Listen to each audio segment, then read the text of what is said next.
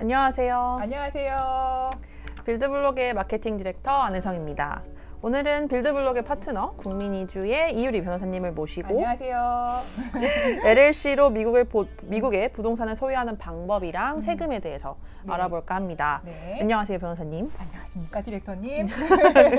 네, 변호사님 가장 이제 기본적인 네. 질문부터 시작을 해보겠습니다. 네. 미국 영주권자나 시민권자가 아니어도 네. 미국 부동산을 구매가 가능할까요? 예, 가능합니다. 다만 영주권자인 상태보다 아니신 그냥 한국인 상태에서 사는 거는 요구되는 서류가 좀 많이 있고요.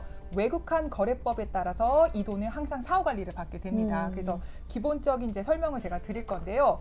그 영주권자가 아니시면 이 돈은 미국으로 나갔다가 한국으로 다시 들어와야 되는 돈이에요. 영주권자는 저희가 이 돈을 대서 돈을 내보냅니다 하고 이제 신고만 하고 해외로 돈을 보낼 수가 있는데, 그게 아닌 한국인 신분에서 미국 부동산을 산다고 하면은 부동산 매매 계약서 뭐 이런 것들을 다 첨부를 해주셔야 되는 거예요. 그래서 실제 서류를 제가 이제 말씀드리면 외국한 거래법상 신고 보고 의무가 있기 때문에 일단은 외국한 은행을 한 곳을 지정을 하셔야 돼요. 그러니까 지정을 하고 이제 해외 송금 시 미국 부동산 샀으니까 취득신고서가 있을 거 아니에요? 취득신고서 넣으셔야 되고 납세 증명서 넣으셔야 됩니다. 그리고 매매 계약서 비롯한 일체의 제반 서류가 지정 거래 외국한 은행에 제출돼야 됩니다. 이게 송금할 때도 네. 미국 영주권자는 미국에 계좌가 있어요. 하지만 한국인은 아직 사실상 미국에서 요새는 은행 계좌를 틀 때 영주권자가 아니면 계좌 열기가 어렵습니다. 그래서 영주권자 신분 아닌 상태에서 미국 부동산을 사실 때는 조금 특별한 방법을 생각하셔야 되는 거죠. 네, 그러면 그 특별한 방법 뭐가 있을까요? 할 때 우리가 이제 미국에 계좌를 열 수가 없어요. 영주권자가 아니기 때문에. 그래서 대신에 본인의 개인 소유 계좌가 아니라 본인 이름을 딴 회사, 법인 회사를 만들어서, 법인이라고 말하기 좀 그렇네요. 보통은 LLC 많이 쓰시니까 그런 회사를 하나 만드셔서 그 회사를 통해서 미국 부동산을 사시는 거예요. 근데 똑같아요. 왜냐면 이 돈은 고객님 돈에서 지금 나간 상황이기 때문에 네. 계좌만 지금 회사의 계좌예요. 회사의 이름으로 부동산을 사시는 거고, 나중에 부동산 처분하시게 되면 그 미국의 회사 계좌로 돈이 들어와서 다시 한국 계좌로 들어와야 돼요. 이거 숨길 수가 없어요. 왜냐하면 외국한 거래 규정에 의해서 신고 보고 의무가 있기 때문에 반드시 가셔야 돼요. 저희도 항상 이제 LLC에 대해서 설명을 해드리는데, 저희 고객님들이 LLC가 Limited Liability Corporations 이 단어도 되게 어려워하시고, 네, 개념도 조금 어려워하세요. 네, 그래서 맞아요. 변호사님께서 조금 쉽게 설명을 해주시면 좋겠습니다. 알겠습니다. 좀 제가 잘해보도록 할게요. 이제 말씀하셨던 것처럼 LLC는 유한 책임 회사예요. 그리고 이제 미국 주식회사, 요거를 우리가 코퍼레이션이라고 하는데, 요 지금 개인 회사나 아니면 저희 주식회사 방식으로 미국 부동산 구매하는 게 가능하세요. 근데 대부분의 분들이 요 주식회사 방식이 아니라 유한책임회사 LLC 방식으로 이용들을 하세요. 이제 이유에 대해서 제가 말씀드릴 건데, 첫 번째는 주식회사는 미국에는 이제 주식회사를 두 가지 방식으로 나눌 수가 있어요. S코퍼레이션이 있고 C코업이 있는데, 저희는 외국인 신분이라서 S코업은 못 써요. C코업으로 가는 거예요. C코업으로 이건 그냥 별 의미 없어요. 그냥 주식회사 형태를 나눈 거에 불과해요. 근데 이제 주식회사다 보니까 주식회사는 이제 주주총회도 있을 것이고 이제 배당도 있고 그렇단 말이에요. 맞습니다. 여기서 이제 세금이 붙는 거예요. 이 회사는 주식회사이기 때문에 일단 법인세를 한번 맞고요. 그다음에 우리가 배당을 받게 되면 배당 배당세. 소득세도 받는 거예요. 맞습니다. 근데 그에 비하면 LLC는 유한 책임 회사거든요. 개인의 소득이에요. 그래서 요 세금 한 번이기 때문에 주식회사는 두 번 세금 맞지만 이거는 한 번 세금이기 때문에 요 LLC를 더 많이 이용하시는 것 같고, 두 번째는 만드는 방법의 절차의 간편함, 이런 문제인데, 주식회사는 LLC, 유한책임회사에 비해서 만들기가 만만치가 않아요. 근데 LLC는 한 명으로도 만들 수가 있고 절차 자체가 간단하기 때문에 LLC를 이용하시는 것 같고요. 이제 세 번째는 이 처분에 대한 내용이에요. 예를 들면 우리가 나중에 이거를 처분할 수도 있단 말이에요. 근데 주식회사에 비해서 LLC는 간편해요. 예를 들면은 뭐라고 할까요? 이제 LLC는 1인만 할 수도 있단 말이에요. 1인 구성원으로 되고 법인격도 없어요. 하지만 이제 회사의 채무에 대해서도 개인이 유한책임회사인 것 다르단 말이에요. 주식회사는 끝까지 책임을 지지만 유한책임회사는 내가 넣었던 돈만큼만 책임을 지면 돼요. 그리고 지분 지금 갖고 있는데 여기 주식은 아니에요. 이 LLC 유한책임회사는 내가 지분을 갖고 있는 건데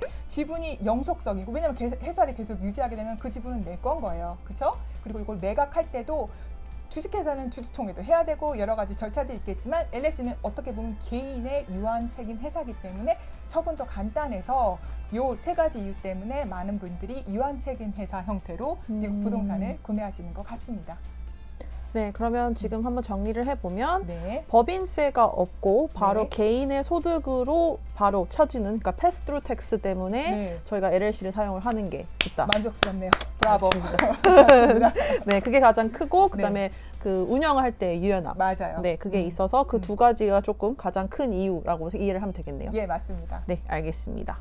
네, 그러면 이제 변호사님 말씀을 해주신 거에 따르면 물론 이제 LLC로 네, 하는 네. 게 정답이긴 하겠지만 그래도 이제 법인을 관리를 하기 위한 이제 귀찮음 네. 혹은 그런 이제 거기서 따라오는 뭔가의 비용도 있을 테고 네. 그런 것보다는 이제 개인이 직접 구매를 하실 수 있는 방법에 대해서도 저희는 되게 문의를 많이 받고 있는데요. 그게 말씀드리네요. 가능은 한 거죠? 네, 말씀을 드릴게요. 미국에서 사실상 은행 계좌가 있으면 괜찮은데 요새는 영주권자가 아니면 은행 계좌를 주지를 않아요. 그리고 한국에서 이제 돈을 내보낼 때 5만 불까지는 세무서를 안 가고 돈을 내보내실 수 있어요. 근데 그 이상 금액은 반드시 세무서를 가셔야 되는데 세무서에서 이제 자금 출처를 확인해서 은행에서 송금 내보내도 된다는 이런 확인서를 받는단 말이에요. 근데 부동산 그 투자라던가 해외에 저희 돈을 이제 꼭 미국 부동산인 건 아니에요. 네. 전 세계 이런 것들에 투자를 하실 때 한국인이라면 영주권자 신분이 아닌 이상은 외국한 거래법에 저희가 규정을 받아요. 얘의 기본은 뭐냐면 이 돈이 한국에 나간 돈은 반드시 한국에 들어와야 되는 돈인 거예요. 그래서 제가 아까 유한 책임 회사 요 방식으로 지금 사는 거는 미국에서 영주권자가 아니면 계좌를 오픈해 주지 않기 때문에 이걸 하는 거예요. 그런 식으로 제가 부동산을 샀고요. 미국에서 부동산이 잘 됐어요. 그러면 팔 때 미국에 세금 내실 거예요. 근데 이거는 영주권자가 아니면 반드시 한국에 들어와야 되는 돈이기 때문에 한국에서 외국한 거래법에 따라서 여기서 세금을 한번 더 빼기도 해요. 근데 만약에 이럴 수도 있잖아요. 내가 지금 미국 부동산 팔았어요. 팔았지만 다른 부동산에 또 투자를 하고 싶은 거예요. 그러면 계속 사후 관리가 이어져요. 다른 부동산 산 거에 대해서 한국으로 돈이 들어올 때까지 사후 관리가 이어지다 보니까 사실상 이 사후 관리 때문에 이제 영주권들을 많이 고려하시는 것 같아요. 근데 뭐 1년에 한 번이니까 미국 은행이랑 한국 은행은 서로 정보 교환이 되어 있거든요. 그래서 돈을 숨기실 수가 없어요. 계속 사후 관리를 받는 거니까 뭐 관리에 대해서 크게 부담을 느끼지 않으시는 분들이라면 이 방식으로 미국 부동산 투자를 하시는 것 같습니다. 네. 변호사님 아까부터 계속 이제 사후 관리에 대해 말씀을 해주셨는데 네네네. 사후 관리라는 게 정확히 어떤 건가요? 사후 관리는 아까 말씀드렸다시피 돈이 나갔다가 반드시 한국으로 들어와야 돼요.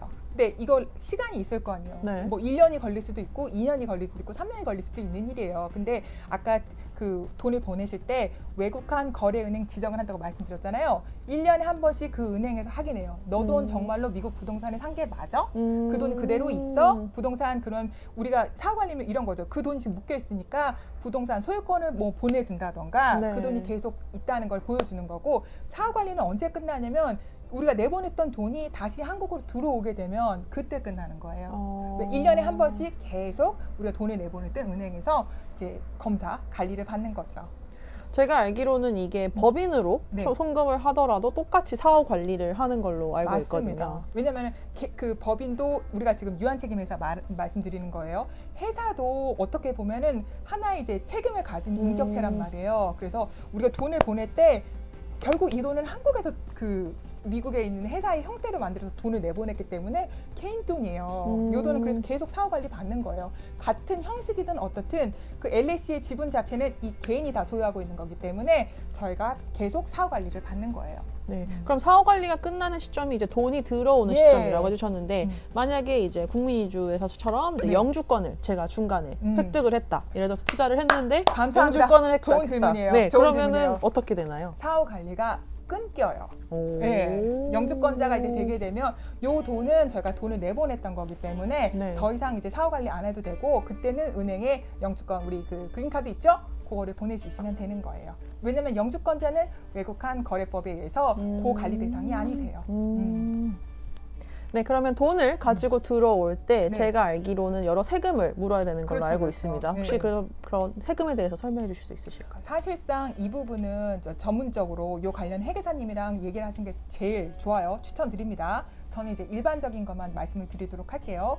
미국 부동산을 팔았을 때 미국에 내셔야 되는 세금은 양도세예요. 그렇죠? 그리고 나서 한국에 그 돈을 제가 말씀드렸잖아요. 무조건 들어와야 되는 돈이라고. 맞습니다. 하면서 우리가 이제 소득이 생긴 거예요. 그 양도차 그 소득이 생긴 건데 요거를 저희가 이제 그 건물 종류에 따라서는 뭐 종합소득에 넣을 수도 있고 기타 소득에도 넣을 수 있어요. 근데 어쨌든 얘도 소득이기 때문에 한국국세청에도 소득 신고를 하셔야 돼요. 피할 수가 없어요. 안 그럼 나중에 페널티 받습니다. 그래서 꼭 소득 신고를 해주셔야 되고 영주권자가 이제 신분이 아니신 분이에요. 그런데 미국에서 집을 샀단 말이에요. 집을 샀을 때 그 해외 부동산 취득하거나 아니면 임대를 해서 이제 수익이 생기게 되면 한국에서 세금 이슈가 있어요. 뭘까요? 무슨? 뭐가 있을까요? 그래서 한때 종합소득세 신고를 하실 때 해외에 생겨서 임대소득 있는 거예요. 얘는 아까 말씀드렸다시피 LLC를 통해서 부동산 샀던 거라도 똑같이 세금 신고하셔야 되고요. 다만 이때 그 한국이랑 미국만이에요. 다른 나라는 제가 모르니까 말씀 못 드려요. 한국이랑 미국은 이중과세 금지 협정이 되어 있기 때문에 미국에 내셨던 부분에 대해서는 한국에서 외국세 공제에 의해서 그 부분은 안 내실 거예요. 하지만 한국이 세금이 높습니다. 좀 더 내셔야 될 거예요. 그리고 한국의 경우에요. 우리 한국에 할 때 저 이 질문 정말 많이 받거든요. 우리가 한국의 다주택자. 네네네. 그거 미국에 내가 주택 여러 개 있으면 거기 포함되냐고 하는데 아닙니다. 해외 보유 주택은 다주택자, 양도세, 중과 목적상 주택수에 포함되지 않아요. 그만큼 뭐 세금이 불어나거나 이건 아니에요. 근데 이제 저희는 주의해야 될 게 이제 미국에서 투자를 하셨으니까 미국에서 이제 세금 납부 의무 잘 지키셔야 되고요. 미국은 부동산 취득세가 있을까요, 없을까요? 이건 잘 아실 거 아니에요? 없습니다. 딩동댕동. 그리고 보유세는 납부해 주셔야 돼요. 그다음에 임대소득이나 양도소득세 발송에도 역시 그 납부 신고는 없어요. 근데 나중에 우리가 팔았을 때 그 차액에 대해서는 미국에서 그 세금을 내셔야 갖고 나올 수가 있는 거죠.